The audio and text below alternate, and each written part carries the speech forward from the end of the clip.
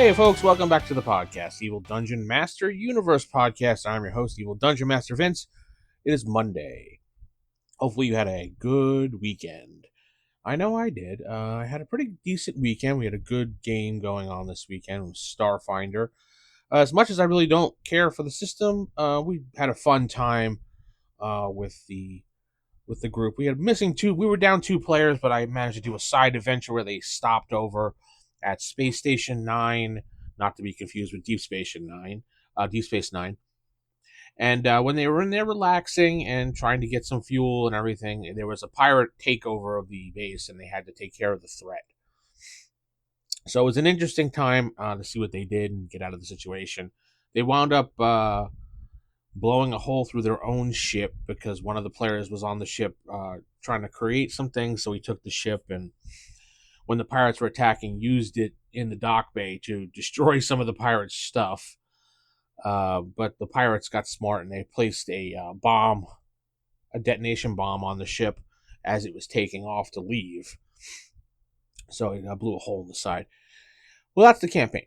You can listen to it on my YouTube channel. So head over to theevildm.com or youtube.com/theevildm and you can see the Starfinder episodes all there. And just listen to them if you want to do that. I released something from Mazes and Perils, Deluxe Edition. Perilous Pathways magazine. It's actually pretty... I was surprised. I had a lot of stuff on the docket for a new thing for Mazes and Perils, and I'm thinking to myself, why rewrite something that I've already written a second time? Just release it in a supplement for people, like we did with the other classes. So I said, all right, let me give classes. So I gave a new class, the Bard class. I gave a table for randomly rolling up ruins for your adventure, or a ruin for your adventure, so you can get some ideas from that. Villainous factions, kind of what if you need a villainous faction for your campaign, it's a random roll table. Gives you the name of an organization, what their purpose is, and what their goals are. And then I gave you a new monster, a scuttler, which is kind of like a cave crab creature thing that you can use, a giant monster. So some fun times. Anyway, you can all get that on DriveThruRPG and itch.io. I put it up there as well. I'll leave some links in the notes. But today, now that all that crap is over with, let's talk about the Holy Avenger.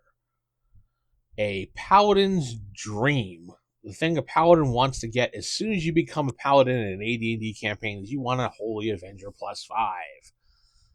Now, I'm going to read it off to you, and then we're going to read something else off, and then I'm going to explain something to you.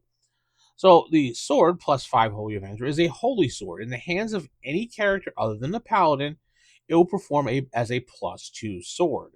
In the hands of a Paladin, however, it creates a magic resistance of 50% in a 5-foot radius.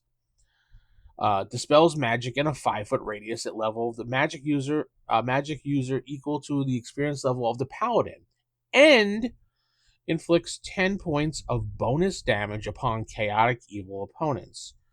Tells you to take a look at the Paladin class in the player's handbook, of course, if you want to reference what a Paladin is and whatever. I just want to read this also.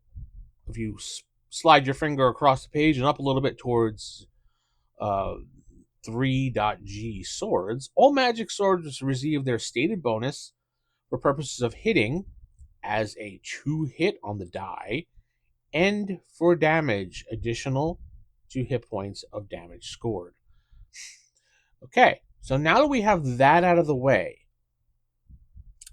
you have a +5 sword that does +5 to hit, right?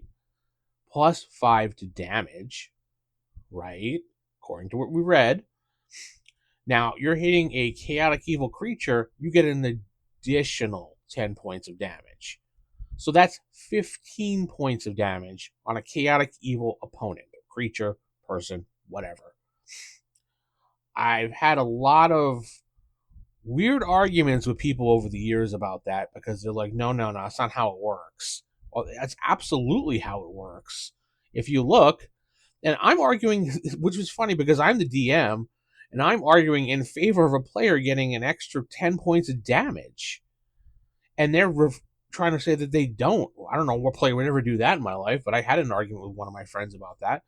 It wasn't like a heated thing, but it was just like, dude, you get an extra 10 points of damage because of that, and it's 15 total. No, no, no, it's only 5. But it says, no, it's not how it works. It's just, okay. I mean, I stopped and I was just like, you want to, whatever you want to do. I gave him the extra damage anyway on the creature because I don't care. I'm the DM. But I let him think what he wanted to think. But that's how it works. And some people were arguing over that. I've seen a couple arguments online about that too, in things like Dragon's Foot and stuff like that. I was also thinking that getting a sword plus 5 Holy Avenger is a big deal, and you probably won't get that until about 9th, 10th level if you're playing a long-term game, and a lot of games don't even go that far. I can't remember the last time I played a D&D game that went past 5th level. Generally, by the time we roll around 5th level, everybody kind of gets tired of the game, or they want to switch to something else, or I don't know. That's just how my experiences have been. I mean, the last fantasy game we played was Palladium Fantasy, and that we all got up to about 6th level. Well, the group got up to 6th level, so they didn't, and then they were done. When we played AD&D, we got to about 4th level, and we were done. I mean, I can't think of the last time anyone's gone over 5th level in any game, even when I was playing and not running it. It just, groups generally like to, well, the groups that I've played in generally like to flip between games and, have a little excitement here and there between games. I don't really know too many games that just stick to the one thing and that's it. And I'm sure there's plenty of them out there. I've never experienced those groups. I know one group, one of my coworkers, his group, that all they do is play D&D. But they don't go past a certain level as well. They'll play a few levels and then they'll just revamp the game and someone else will run. I don't know. But what I was thinking is that what you could do for a paladin is maybe give them a Holy Avenger that grows with them. I kind of like the legacy, quote unquote legacy weapons, whereas like it's a family heirloom and the weapon kind of grows with you, and you get more bonuses as the weapon grows. So you start maybe like a Holy Avenger +1, and that's it. It just gives you a +1 hit, +1 to damage, no other actual abilities. And it grows. So you maybe in 3rd level it's +2, and then you maybe give them a little bit of magic resistance or something, or maybe the sword does some glowing abilities and this or that. I still remember, I'm thinking about the Holy Avenger. There was this one time we were playing in a group and we had a Paladin, and he finally got the Holy Avenger. And the thief on our group decided while he was sleeping to take the sword, and because we were on a ship, take the sword, tie it to a rope, and hang it over the side of the ship. So it had this all night long. We heard a banging noise on the side of the ship, a clang, clang, and he couldn't find his sword. He was running around looking for it. It was just clanging on the side of the ship the entire night. But we all forgot the fact that, well, the DM ruled that if you're not of good alignment, that you can't touch the sword. I don't see that anywhere. It's kind of implied that it says all Holy Avenger swords are lawful good. So I mean, it's implied that you can't be evil to touch the sword. I would think if you were evil or something other than lawful good, the sword just works as a +2. But an evil character touching it would probably maybe get like a little damage point or something because of like, nope, can't touch it. So the DM ruled that no, that you couldn't do that because he didn't realize, he forgot that the character was neutral evil, and we erased all that. But it was just funny how he took it and it was clanging on the side of the ship, and he was looking for his sword, and the DM would be like, clang. He didn't know. He didn't. He just kept running around looking for his sword. The DM was just like, clang.